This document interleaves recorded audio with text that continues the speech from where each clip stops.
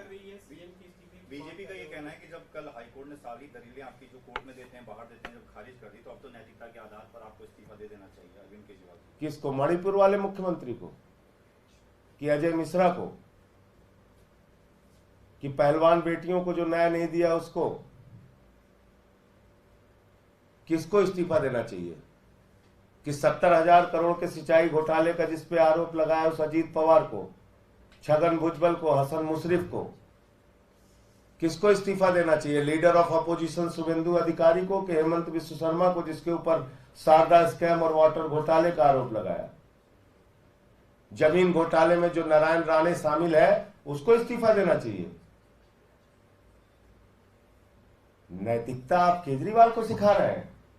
भाजपाई, एक नंबर के बेईमान, हिंदुस्तान की सबसे भ्रष्ट पार्टी, लाखों करोड़ का चंदा और हेर फेर करने वाली पार्टी, जिन्होंने 15 लाख करोड़ रुपए पूंजीपतियों का माफ किया, जिन्होंने नोटबंदी का घोटाला किया, जिन्होंने बैंक के सेटलमेंट के नाम पे 3,53,000 करोड़ रुपए चंद पूंजीपतियों का माफ कर दिया, जिन्होंने अपने एक दोस्त के लिए, अडानी के लिए, हिंदुस्तान की सारी संपत्तियां नीलाम कर दी।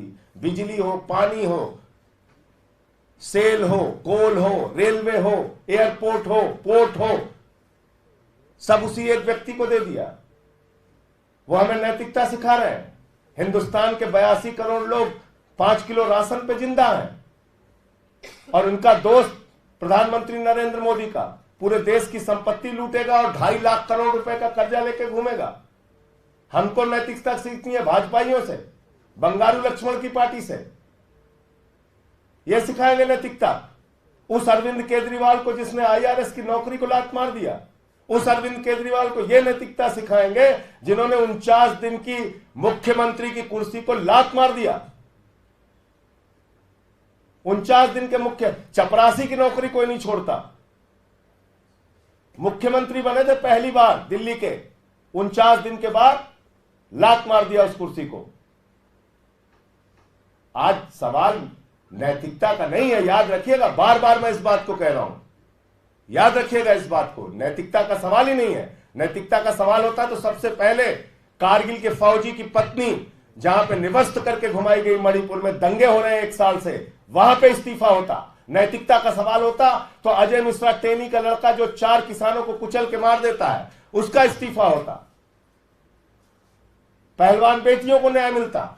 नैतिकता का सवाल होता तो, नैतिकता का सवाल होता तो चुन चुन के भ्रष्टाचारियों को अपनी पार्टी में शामिल करके मंत्री पद पर नहीं बिठा रहे होते मोदी जी।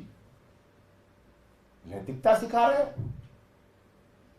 आदर्श घोटालेबाज को आप जो है राज्यसभा में भेज के हमको नैतिकता सिखा रहे हैं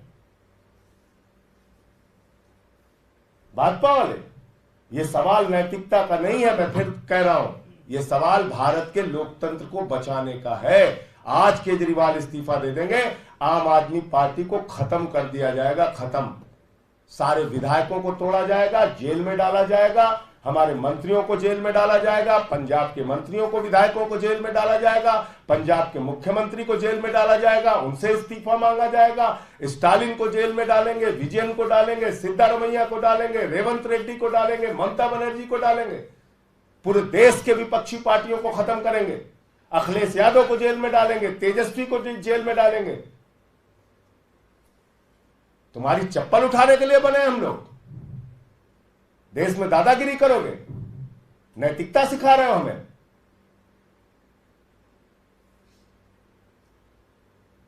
उत्तर भारत के बड़े बड़े नेताओं को, एक आदिवासी नेता को, हेमंत सोरेन को आपने जेल में डाल दिया,